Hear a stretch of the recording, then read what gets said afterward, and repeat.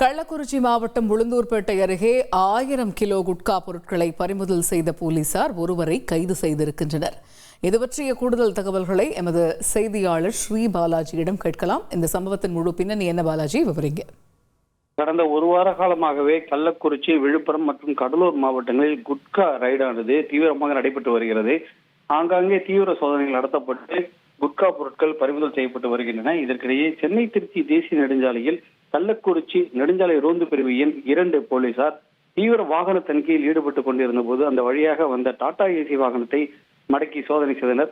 அதில் சுமார் 1 டன் அளவிற்கு ஹான்ஸ் உள்ளிட்ட குட்கா பொருட்கள் இருந்தது கண்டுபிடிக்கப்பட்டது. இதனைத் தொடர்ந்து மதுரையைச் சேர்ந்த நபர் ஒருவரை தற்போது பிடித்து விசாரணை நடத்தி வருகின்றனர். தொடர்ந்து 1000 கிலோவிற்கு மேல் குட்கா பொருட்கள் உளுந்தூர்பேட்டை வழியாக கடத்தி சென்ற சம்பவம் பெரும் பரபரப்பை ஏற்படுத்திய நிலையில் தற்போது கள்ளக்குறிச்சி மாவட்ட காவல் கண்காணிப்பாளர் இது பற்றி தீவிரமாக விசாரணை நடத்தி வருகிறார்.